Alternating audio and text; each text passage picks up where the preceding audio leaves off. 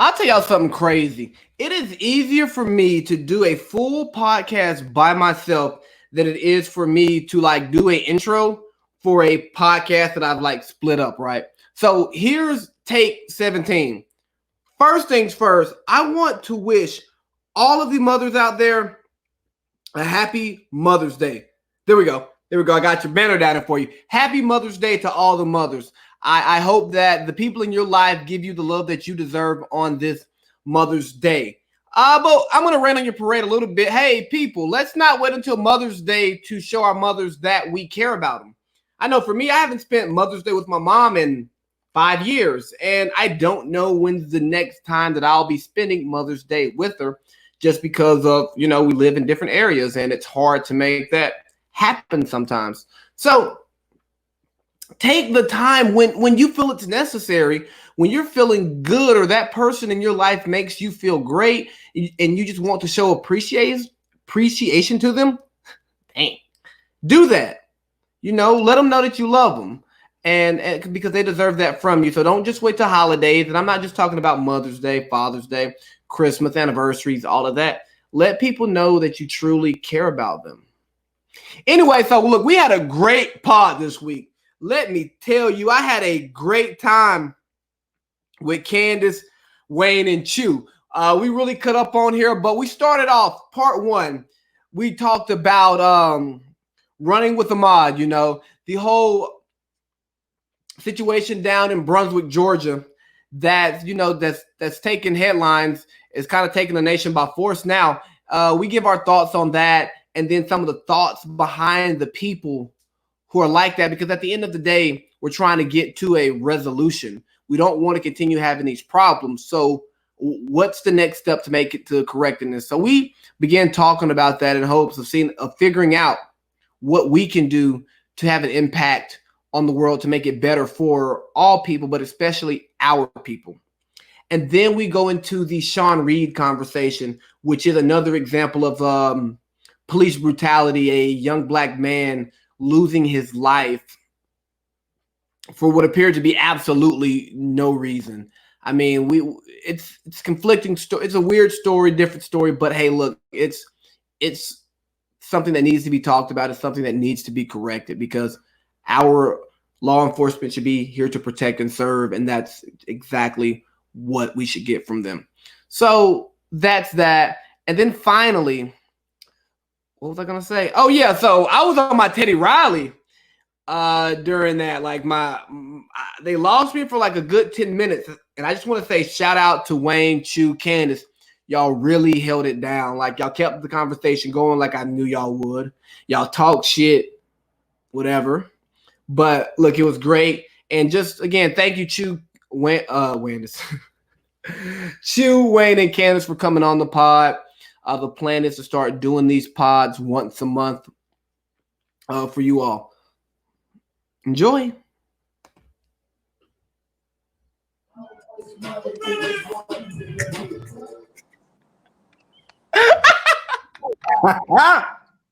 We live, baby. Oh man, I just couldn't not play Wayne's favorite rapper before we started this pod. What's your favorite rapper? Favorite rapper? How you gonna start off with lies? How you gonna do that? Can we open up with a moment of truth and then we transition into something else? Gucci guy. I mean, I just thought that Gucci would just get you in the right creative mindset to get on this pod and get busy. I think that's fitting because it's gonna rile him up to get the Wayne that we need for the podcast. If that's the vibe you go for, all right, I'm with it. But hey, it's the big motherfucking baby, and I'm back, baby. But I ain't by myself. I got my friends with me. I got my Bahrain family with me. It's the family reunion. All that going on the pod today. What's happening, family? What's good? What's good? It's good to be back here with all y'all, even though it's virtually. It's good to see y'all face. Social distancing, doing what we can. Candace, your face is a little bit more friendly than the other two, but it's good to see all y'all. Yeah, you For know, now. a little brightness here. You know, I'm really happy to be doing this because when we were doing the pods back in Bahrain, people always wanted to see our face and our disposition. And although we're not in the same living room right now, I feel like we still are gonna get a lot of the same vibes just from what I could get through pre-production. Yeah. Agreed. That's fair. For sure. So y'all been quarantined. We quarantining all differently. How y'all quarantining down there in Atlanta, Candy? You know how they quarantining and how I'm quarantining, I feel is different. I'm actually trying to stay in my house in real life. I go out for a walk every day, but I usually try to do it when nobody else is around. And if somebody else is around, then I social distance. But for the most part, I'm staying in the house. However, my friends and constituents, they be out here. Now they're not opened up restaurants and the malls, so people are definitely helping the economy along. Exactly what Brian wants. Wayne, how's it going in New York? Hey man, for New York, I can't call it. All I know is I hit the highway, I get to the office, I get back to the house, grab a couple groceries every now and then. That's about it. My routine hasn't changed much. I'm still antisocial. That's fair. I love it. Had me up here dealing with these strangers. Nah, we good. Yeah. And Chew, you somewhere? You double lockdown, ain't you? You got quarantine and Ramadan, don't you? Mm-hmm. Yeah, but it's really not much of a difference, to be honest. Like the quarantine, so the quarantine made the transition to Ramadan really insignificant to the rest of us. It's really like the same thing going on. Y'all know what that means. So yeah, yeah. Wranglers just ain't open. Is what you're telling me? It ain't been open. Essentially. Ain't nothing like the zoo, boy. We feel social distancing though, so it is. You know, speaking of zoos, man, it's really starting to feel like it's a zoo out here that we're living in. Just the different wild things we see and like these different animals that we encounter. And that takes me to Brunswick and the Ahmaud Asbury thing. You know, you got a young man out on the run and he gets attacked by some wild animals. I mean, I don't think there's really any other way to put it than that. Some people are trying to dress it up and say they're neighborhood watch and all of that, but to me, it's just some wild animals just attacking prey. Mm. So background, would y'all like to tell the Ahmaud story, or y'all want me to tell it? I really want one of y'all to tell it. I don't want to talk. We can tell it. Tell it, Candace. So in general, the young man, Ahmaud Arbery, was on a run. Apparently, he had been an athlete in school and still liked to keep in shape. Was running leisurely, and according to the suspects, matched the description of someone who had robbed a nearby home or two in the area. And so they were riding, how appropriate, riding, like the Klan, to pursue him. And I guess bring him to justice, whatever way that meant. They tried to shout some commands, which they said he unfortunately didn't respond to as though he had to, right? And when he didn't, and they finally caught up with him, there was a struggle. The gentleman had some rifles, and in the end, Ahmaud ended up dead. And that was in February. So here we are in May. Somehow the video that one of the dudes who was with the two main culprits recorded was released. And now that the video has been released, the usual Sean Kings, Angela Rise, etc. got a hold of it, made a stir. People started calling, and then all of a sudden the guys got arrested in May after he was murdered in February. So can I throw something out there that I like when I was actually looking over, doing some research on how I was going to say my piece. What I found out was a friend of them actually released the footage, and I think he was an attorney, but he believed that the footage would clear them of any crime, and that was the reason that he released it, saying that if Aubrey would have just froze, he wouldn't have been shot. So I just want to put that part out there. That's nuts. Right. You can even say that. Right? You're an attorney, right? But for you to even put that out there in the public, come on, man. That's nuts. Like, I don't know where he went, but he'll be back. We lost the host. He'll be back. He'll be We back. lost the host. So I think a part of my issue with that, right? When I sit back and I think about the tragedy that occurred, there are so many different scenarios that could have unfolded. But the biggest issue I have is why people won't just mind their business. I guess for these humans, I believe that people with melanin and high levels of melanin is their business. They believe that anything that they do is something for them to focus in on. So I take a huge area of concern with that type of energy. For me as a parent, one of the things I think about looking at the citizens arrest law, right? How do you have that conversation, or how do I have that conversation with my children? Because right now my conversation is usually, hey, some weirdo with a van truck pull up on you and try to talk to you. You don't stand still and do nothing. You run and scream and go the other direction. That's my historic conversation for the kid, right? And now that you brought that up, like one of my questions for you would have been, or it still is, which you can answer now, you can wait till later, is how to, like, raising kids right now. You got a son about what do you say to them about not doing anything wrong and still ending up in a situation like that? And that's the question I ask myself every day. Like, as a parent, you already come with a multitude of questions for if you're doing what you're supposed to be doing, saying what you're supposed to be saying. Are you on the right track? Are you off base? Those are things that continuously flow through my mind, whether it's about how I'm preparing a meal or whether it's how I'm teaching them an equation in school. Right. Now I'm sitting here like, okay, I have to have a conversation with you about how you jog down the street. At first it was, hey, when you're old enough to drive, you get into altercation, you're in a car, this is how you interact with the police officers. Now it's, if you see a human being under this area, under these guidelines of this county law or rule or whatever the case may be, these are the way that you need to behave. Like, I feel like I'm supposed to dig deep and interact with them in that regard to make sure I explain all the laws and the rules for the counties that we live in. And I think that for me is where I start.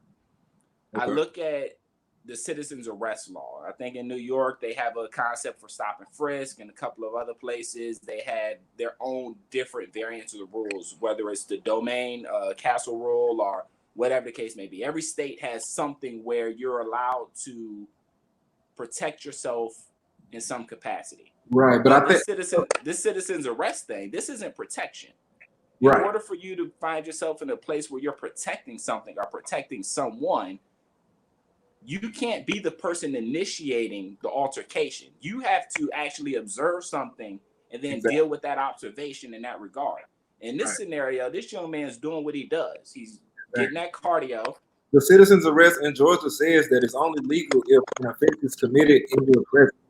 And the only arrest may be made is if the suspect is attempting to escape. So no crime was committed in their presence, for one. So therefore, there's nothing that he's escaping for if the crime wasn't committed in his presence. Agreed. And those are some of the things that I ask myself. Like, at that point, I guess for me, step one is to identify and understand what the law is. What is the law for the area that I live in? Right now, I'm in New York. I know and I understand if we're walking down the street based on certain rules, regulations, what the governor put out, I need to be aware of what those things are for that portion of it. I go down to Georgia, apparently in Brunswick, I need to now comprehend the citizens arrest thing. I guess I'll throw the question, Adam, you're a poli-sci guy? That's your bag, right? You like maybe. Oh. Guess not. Right now, he's a tech guy. Yeah, he Look, geek squatting right now. Just like who was babyface and Teddy Riley? This is Adam right now. Adam is Teddy Riley right now. Yeah, this is his. You gonna make a meme? Take a screen cap real quick. I don't know how to do it, but I'm gonna try. Yeah, if he come back, I got it. All right, two face. So put his face in there like this. For me, I guess that's step one. Step one is understanding what the local laws are, and then taking that information, articulating it to the children in a manner in which they understand it. Because right now, as things continue to change and evolve within the story that we're specifically talking about, it has impacts for not just his family directly, but if you're watching and paying attention, it should be impacting all those that are also living in that area. Right. The tragic loss that was experienced, it doesn't just stop with that loss. There are other things that now, the second and third order effects are things that we now have to deal with, and we should in some capacity address, whether it's locally, privately in our homes, or whether it's something that we discuss and build on as a community. But the conversations have to get started on what it is that we need to do to grow and progress as people. Yeah, I completely agree with that. I think another thing that I just discovered today, after going through all of that, was that within the U.S. today, there are only 4 states or 5 states that have hate crime laws. Yeah. Well, excuse me, 5 states that don't have hate crime laws. Ironically, New York is one of those that don't have a hate crime law. I was about to say it's not that ironic.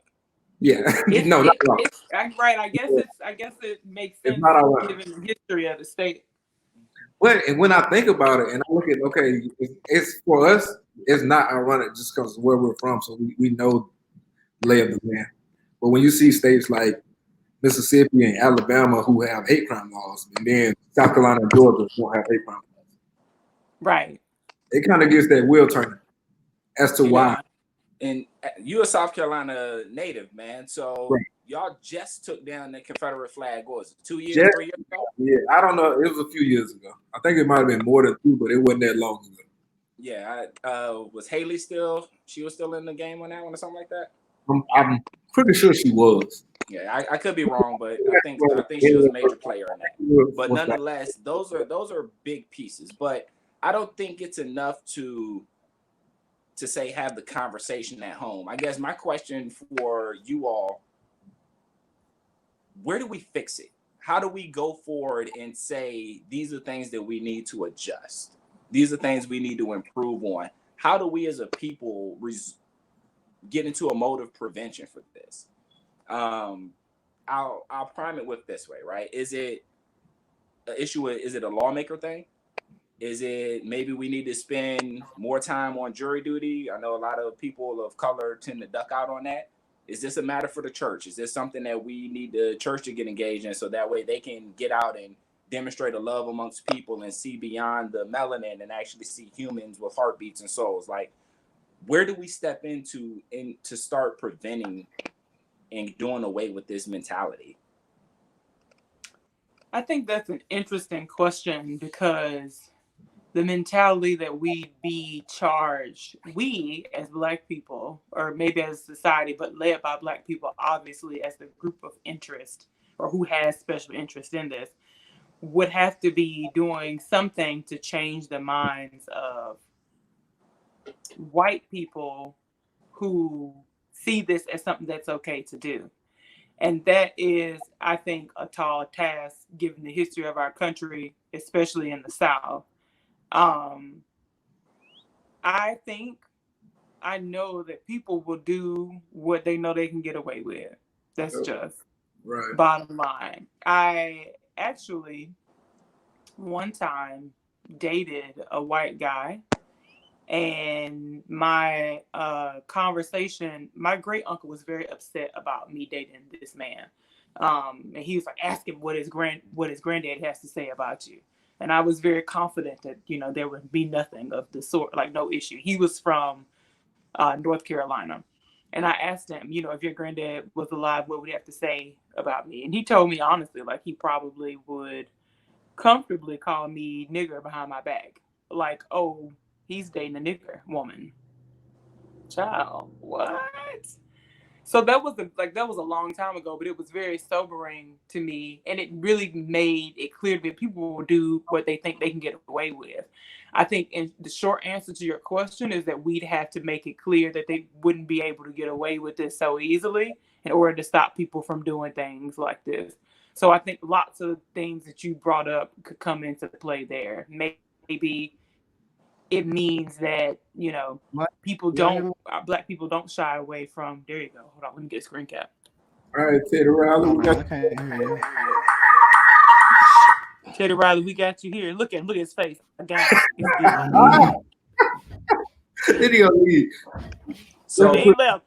I got put that too. I got the empty room too. I got the empty room. So just to wrap up what I'm saying, I think like people, I think our involvement in things like jury duty, and even being extremely diligent about, at this point in our situation, following up on, unfortunately, murders that have already occurred, and making it so people who have committed murders are more often convicted than not, would kind of work backwards to change the mentality. I don't think that anyone who would do something like this cares too much about what we would have to say otherwise, unless it's going to yield some negative result for them. So one thing I would throw in, Wayne, which you threw something that I wasn't expecting out there. You asking, should we rely on the church? I think that part of it actually kind of hinders the progress within these situations. For the simple, there's absolutely nothing wrong with getting people together, praying for the situations, all that. But I think a lot of times they're so much counting on us to forgive what happens and rely on the external that is like, oh, this can happen, we'll get away with it. They'll pray about it and it's all gone. Okay, I think so. For me, when I made the reference to the church, it's not so much of getting together praying about it specifically, right? It's more so the message that's supposed to come along with the church of unity and love for all humanity. So that's kind of where I was hoping that the church would be able to take a role. The challenge is, here in America, Sunday is probably the most divided time in the nation. So that message has a tendency to fall off as well. Considering the way that things have unfolded. I think about the perspective of us as a people when it comes to, I'll use the reference that from Candace's earlier. She mentioned how she dated someone of the opposite race. I'm not able to count. I think I've touched every race just about this out there. So if you got a category on one of them federal forms that you can check a box on, I'm pretty sure I dated somebody in that category. Hey, don't you think it's interesting that he used the word touched? Yes. So that's what I was gonna. Yeah. I was gonna caveat into that. You see what I did there with the caveat? I was gonna caveat on that because Candace, she specifically said she specifically said that she dated a white guy. You said you touched. Right. Like that was my boyfriend. I can put myself in the same situation. I can tie myself into with you. I've touched different races, but as far as dating, it's only been black. Yeah. No, I can't say that. So no, he can't say that either. Yeah, I can't say that either. But that's because growing up, right? The why is Teddy Riley got his chin on the video? Like, what is going on with him right now? I just want you to know that I'm getting all these screen caps, and we still can't hear you either, Teddy. Come on, Teddy. Come in, Teddy. We can hear you. You hear him now? Yes. Yeah. So look, here's what happened. Okay, thank you. My computer froze in the middle of everything, right? This is new. Yeah, it's not new, but it's refurbished. Same. Yeah, so it froze. So then I had to grab the other one and then try to whoop the whoop. Am I echoing? We glad you made it back, Teddy. Yeah, well, welcome back. So we have some wonderful screen caps to share with you later. So where are we at with the conversation? So my question to the Go back to your group, question. because we haven't transitioned away from Run with Mod. We're still there, right? But Okay. I guess my question to the group was, how do we resolve it? What does resolution look like? Candace used some examples as far as who she dated and how their grandparents felt about that. And I guess for me, that's one of the things that I've considered in my notes, right? Like, what does it take for us as a nation to get beyond this melanin issue that we have? A lady by the name of Jane Elliott, a long time ago, she did the brown eyes, blue eyes experiment. She laid out some very basic statements and details, and the conclusion to it all was, we should be beyond this issue that we continuously have with someone in their melanin, based on where they originated in the world, their location to the equator, things of that nature. Those are all many of the references that she used in reference to how different we really are outside of the melanin. We have some cultural differences, some things that y'all do down in South Carolina or Georgia that doesn't happen in Virginia or other parts of the nation. But at the end of the day, we as people are people. Right. And with that, Wayne, the differences that we have. So me, Adam, Candace, we are from like the same area. You're from a little bit north. The difference is that A little bit north. the differences that we have, we are still able to get together and be tight, and we'll joke about it. But at the end of the day, we're still basically family. Like that doesn't divide us. Mm-hmm. And nor should it. And that was Jane Elliott's biggest piece. Like, we're divided by some of the most non-relevant factors in life. It's pretty out of control. Right. But that's where we were with it, Adam, before life started happening over there. I don't know which law of Murphy's it is, but if it can, it will. I believe that's the conversation. So, all right. Well, I think part of getting over the melanin problem is, you got to fuck your problems away. Hold on, I didn't mean to put this up here. Get these comments out of my face. Hey, one of y'all go to the banners and fix the banner. But nah, what was I saying? You got to fuck your problems away. And the way that you fuck your problems away is you just don't care about it. And then everybody starts to look the same and you become that Kardashian color. Hell no. You're talking about the physical aspect of that, right? Huh? Go ahead. Yeah, I think you're talking about the physical aspect of like literally fucking your problems with. Right. But I'm saying it comes with coming together, and when people start looking the same, they identify with these people immediately, and then there becomes less of a melanin issue. Do you believe that though? Like, really? No. Why should they have to come to that? Of course he doesn't. I know. Look at us now. Look at us now. He looks like that fucking meme right now, the moon face. You my friends for anybody that's following me that don't know I talk like this. So here's one. We all piece, look right? like different color emojis to Adam's play point. So obviously that doesn't work because we tried. I mean, not intentionally. We didn't try that, but that has been done. Yeah.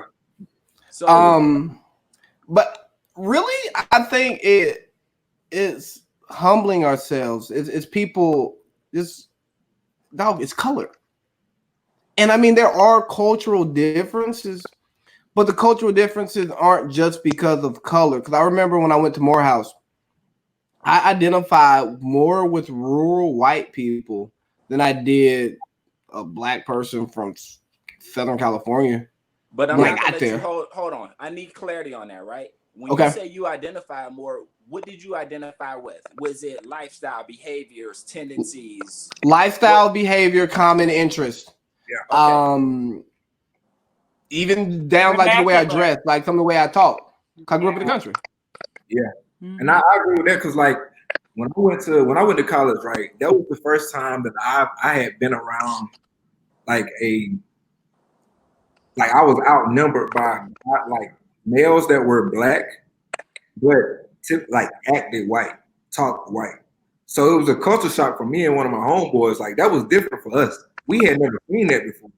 So being around people that you get to somewhere where you're more of a minority than where you come from, and the people that you think you can relate to, you can't.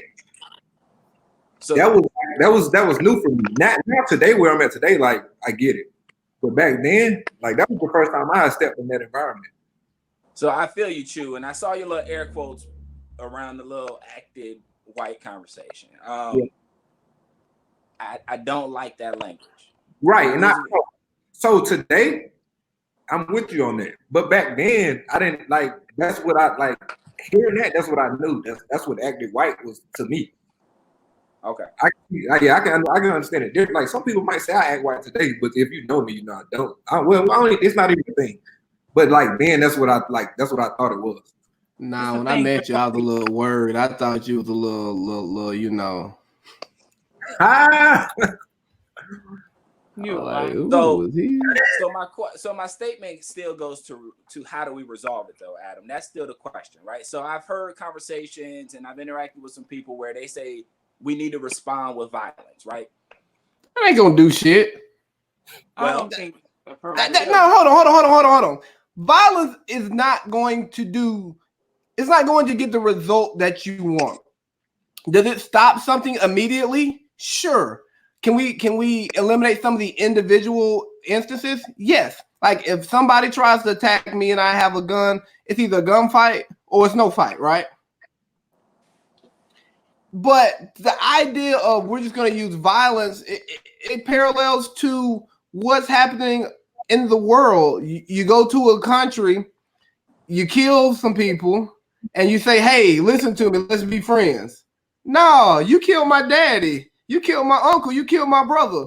Why would I want to work with you? And it's the same thing in a race fight. Granted, we're on the victim side of it. Like, hey, white man, you killed my people. Why should I trust you? Like, I don't trust you, the individual. I don't trust the system because the system is working for you. So at the end of the day, you have to drop your pride and extend the olive branch to me because I can want a unified world. I can want black people and white people to live together in a place where black people feel safe around white people feel safe around black people, and whatever other cultures you want to throw into there. But if the person who is the aggressor doesn't do it, it doesn't matter how I feel. It doesn't matter what I do. They have to swallow their pride. I agree with you. And I think Candace said something earlier that I believe is also a pretty strong solution. And I think it was Candace, could have been Chew. But the statement was we have to get to a point where they don't believe they can get away with it. Yeah, right. And for me, I think what that looks like to get anyone to a point where they don't feel like they can get away with a crime as heinous as those are, or any crime in general for that regard, right, is putting the right people in office. Making sure that the local elections, the lawmakers that are there, the people that we elect and we put into those public positions, that they're going to actually work towards getting everyone's best interest into play. So that way laws like citizens arrest and things in that nature are actually something that can be prosecuted. Something that we can actually look at and say, okay, we can get a grand jury together quickly. Now, under these conditions, I understand the quarantine thing, grand jury, people to come together, not a real option. But even outside of that, Wayne, for you to be in a position, right, and this to happen, for one, how often does something like this, somebody gets killed, and you call to see if you can arrest this person? Yeah, let me get permission to arrest somebody. You asking Wayne? No, I get no. Well, you know, it's theoretical. How often does that happen? If two of us, any of us four on here right now, would have shot somebody, do you think they would have called before they made the arrest? Anybody? I would have been shot. Exactly. Nobody would have been called, but they made the phone call, and then the DA stopped the arrest. Now, I think we mentioned that, but we have to consider the history of the person, right? He's tied in that regard. That McMichael guy, he was on their team. He has a history with them. He did the investigations with them. He really was on their team because he was also on their team. He was on their team. Why does that matter in the case of right and wrong? Why does that matter? So the reason He why on I a would few say it teams. matters is because the people that he's calling to having this conversation with, the people that are responsible for executing that arrest or letting them know, hey, this is out of pocket, those are the same people he's in cahoots with. Like, those people are at his table, and I say this in theory, I don't know who's really at his table, but they're sitting around eating saltines and enjoying some grapes. Like, that's No, kind of the approach that they're taking together. They eat skins, child. They eat Huh? skins. What you say? Now they eating good because They're them some eating big, pork thick, rinds, big, chicharrones, motherfuckers. skin. But they eat. But man, look, that's the driving factor for me. Like, he can get away with it because the people that would be responsible for putting that arrest in place are in his corner. but here's the thing, Wayne.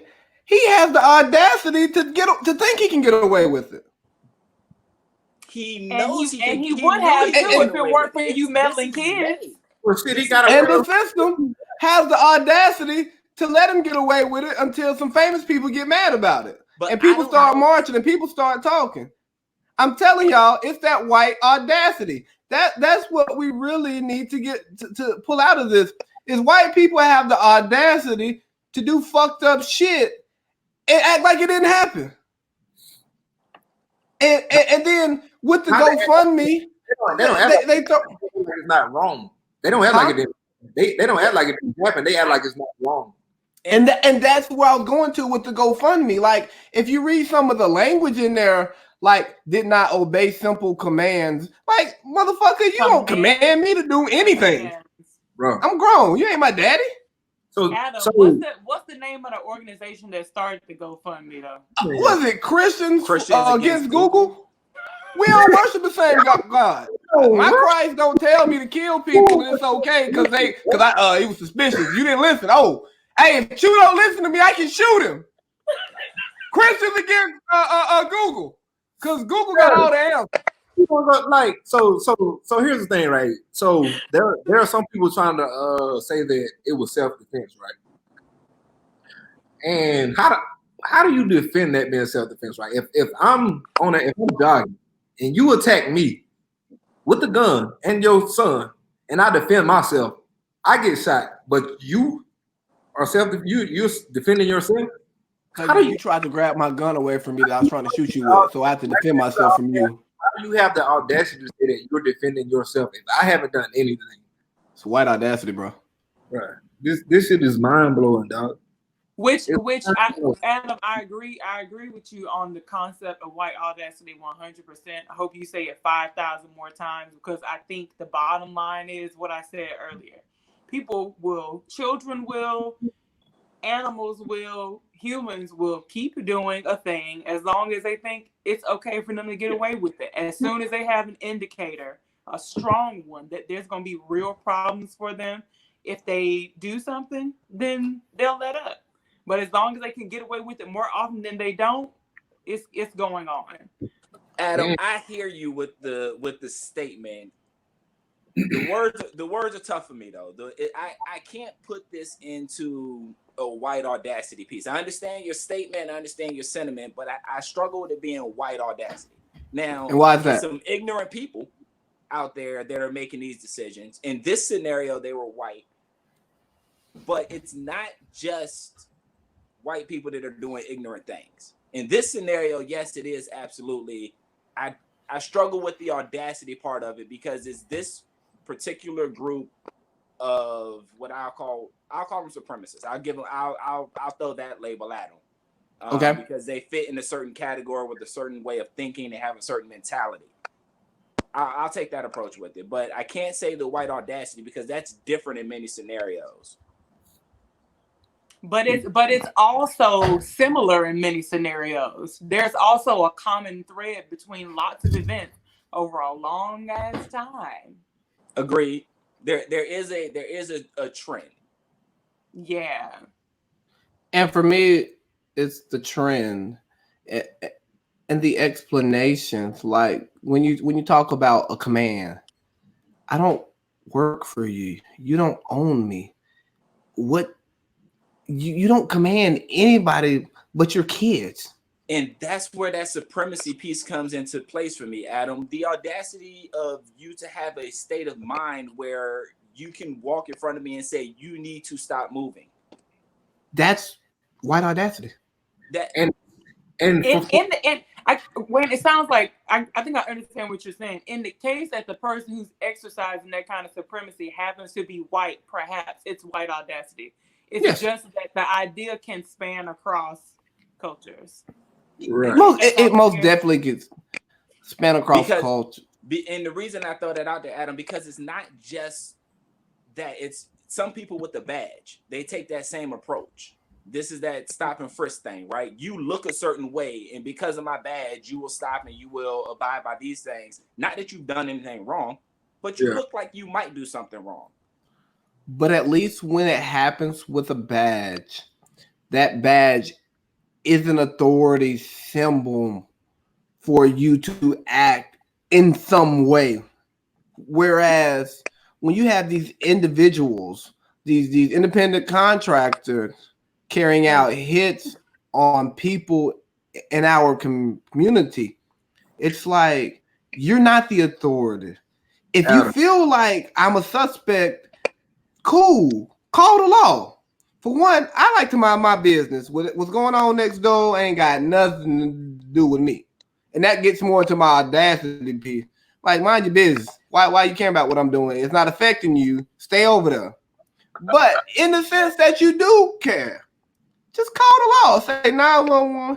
I think we got the robber. I identified him. It's small town. Come on, bro. Y'all gonna be over there in 3 minutes. A white man called the police. He used to work for him. Right. Oh, he probably still would have been arrested if Right, he didn't right. die. Right. Yeah. He was going to jail. I get what you're saying, Adam, but I also understand that if you look at us who's talking right now, we have that understanding of who we are in those situations. We haven't done anything. We know how the law works, this and that. But I think we've also come from places where we know people that if they haven't done anything wrong, they are going to say that they will fight that because they haven't done anything wrong. Yeah. We weren't all raised in these perfect neighborhoods. We weren't raised in the suburbs. So people from where we come from, if they ain't done nothing wrong, they're going to defend themselves. Even when all they got to do is say stop or just listen to whatever the law says. True, I think it's regardless of where you're from. That's human nature. The fight or flight concept, that's human nature. I'm here to survive. My DNA has been through a lot over the centuries. I have survival inside of me. I'm not going to just sit here when you are brandishing any kind of weapon. I'll go with, I'll use that language. I agree with just going to comply. Because I don't think there's no situation that would cause me to stop from my run when these motherfuckers was chasing me. There's no situation. Yeah, I'm like, fuck them. If anything, I'm gonna run faster. If anything. But when that truck pulled in front of that young man and he didn't have too many other places to go, that's where the tragedy comes into play. Right. Mm-hmm. But again, that's the fight or flight mentality where I don't have too many other options right now. All I know is that this is the situation. And if he's anything like most people that go out and do their runs or jogs or whatever, he has his headphones in. I don't know if he had any of those things, but I know for me, if I'm out on a run, I'm going to have a headphone in. I'm going to be listening to whatever it is I'm listening to at the time. I'm not fully tuned into all things that are around me, minus traffic. I'll hear a horn blow, car coming up behind me. I'll probably hear that, but that's about the most extent that I'm going to hear. Yeah. So right. For me, that I understand where you're coming from, Adam. I get it. I just think that language of white audacity is challenging for me because it's not just white people. That's fair. And I think that's a good pivot point because we've been here for 40 minutes. Jesus Christ. I missed half the conversation. I couldn't get your music together. Couldn't get your sounds together. Man, look. Yeah, Gucci dancing in the back. You couldn't get it all together though. Man, it was all bad because I set up last night and everything, like trying to be proactive. But let's get to the Sean Reed piece. And when I first saw it, I was like, I don't know if I want to touch this one because it's weird. But once you brought it, I was like, all right, cool. Let's just run with it. So Sean Reed led police on a high-speed chase for I don't know what reason, but he's on Facebook Live the whole time. I'll throw some in there, right? So Okay. the cops that were chasing him were in an unmarked car. They noticed him driving recklessly, so that's how the chase started. Okay. Yeah, so you can jump back in from there. All right, and then he's just on there pretty much saying like, "Yo, I'm getting chased. I'm tripping. I'm wilding." He eventually parks the car, gets out, runs. Cops are yelling commands at him. He continues yelling. He yells "fuck you" at him. He eventually gets tased and then shot multiple times in his back. And then one of the cops is kind of standing over him and is like, "That's going to be a closed casket." React. What I think another part that I think is important to understand is that the actual chase had got called off. So the cops that shot him were not the original ones that were chasing him. They actually called the chase off because it was too reckless. That was when he stopped and got out. Those were cops in the area that went forward with what happened after that.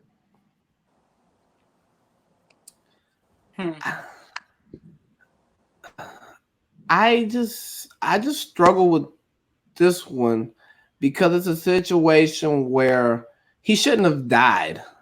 Right. But goddamn, son, how many things did you do wrong just to put yourself in a bad situation? Like you're going to jail, period, for being a dumbass. Like I don't even know why you're running. You may have a good reason to be running, probably not, but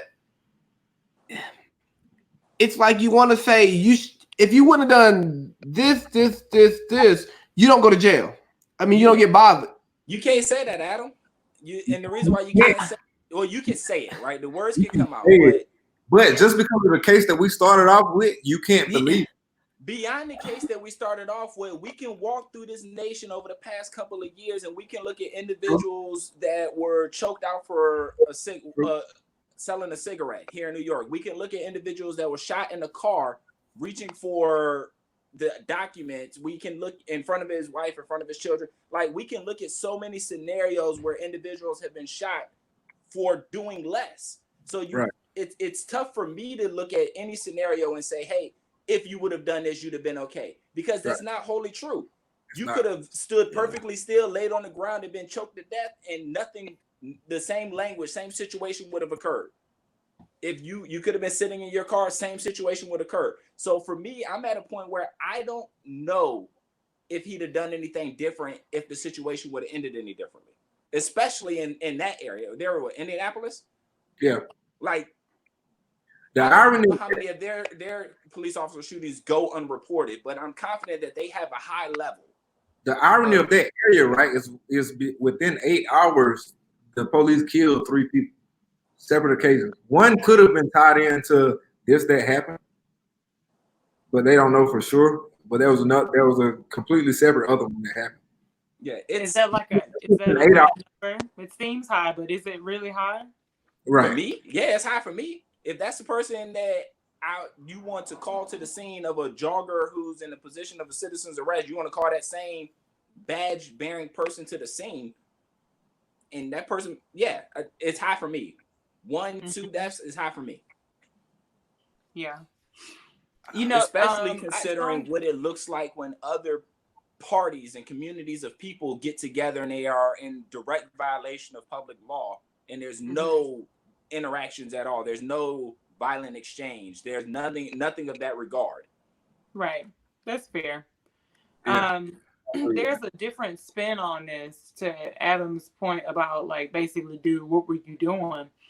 Sean King very quickly said something in a post he made about this incident a couple of days ago. Just in the comments somewhere, he mentioned, basically, he said, this should not have been an event that ended in this young man's death.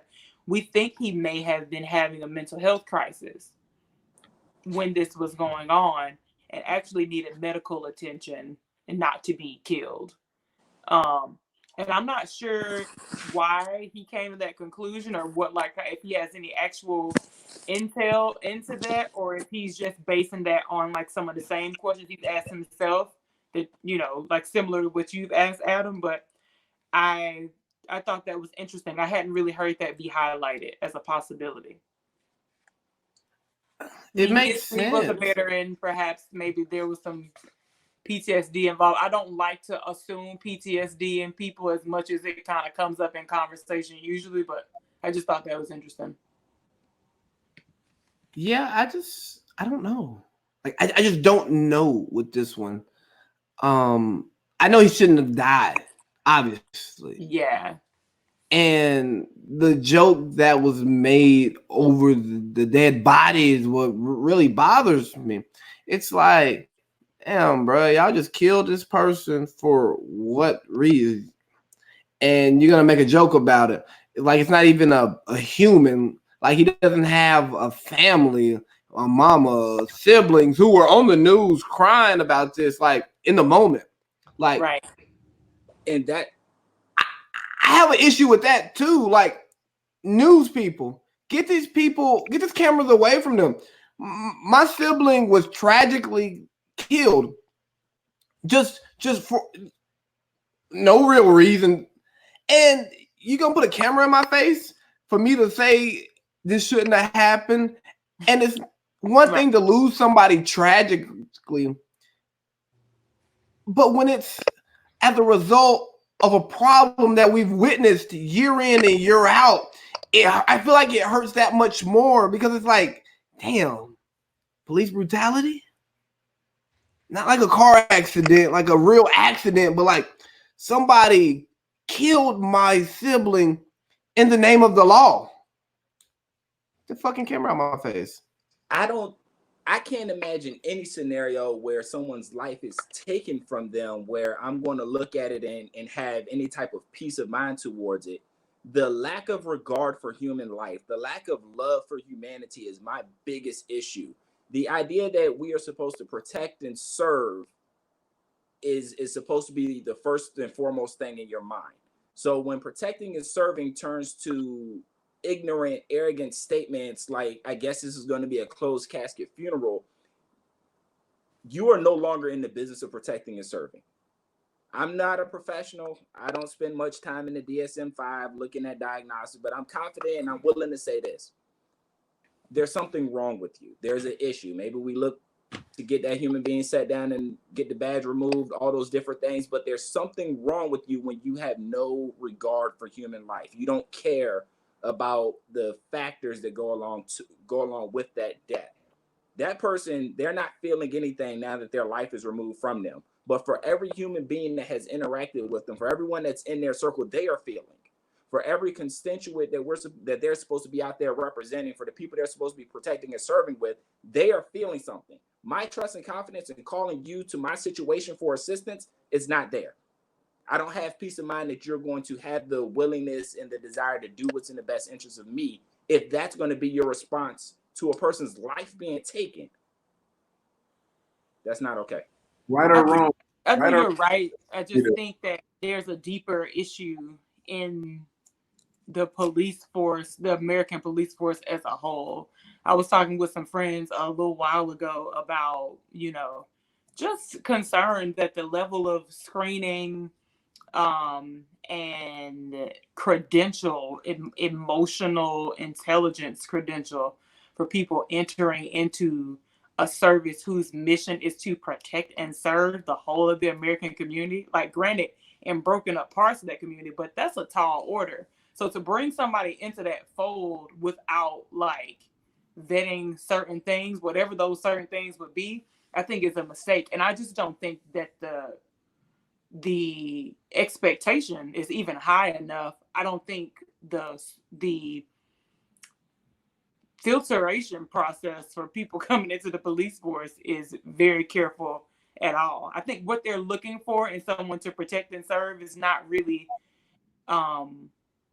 fitting to that job description. Like, I low-key feel like you should be looking for a mental health professional who's real tough.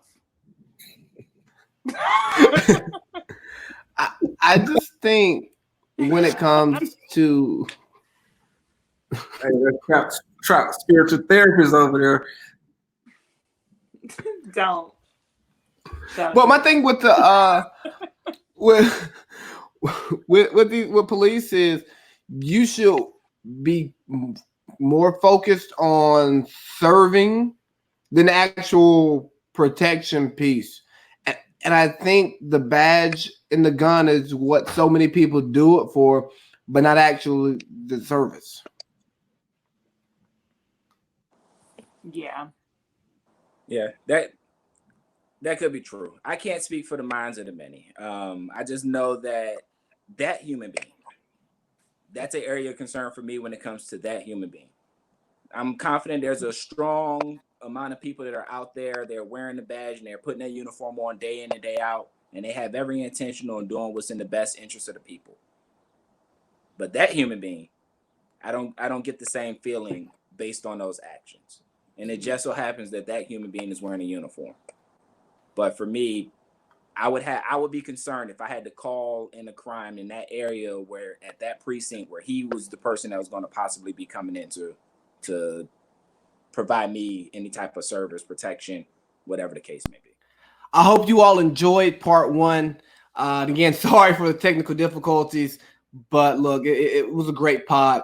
Part two is a bit more laid back. We get into some self-care, some self-love, start making some jokes, and we get into, what else did we get into in part two? It's Karen's civil tweet, but yeah, just you see what I'm talking about? I can't do these intros and outros. But anyways, part two coming soon. Big Baby at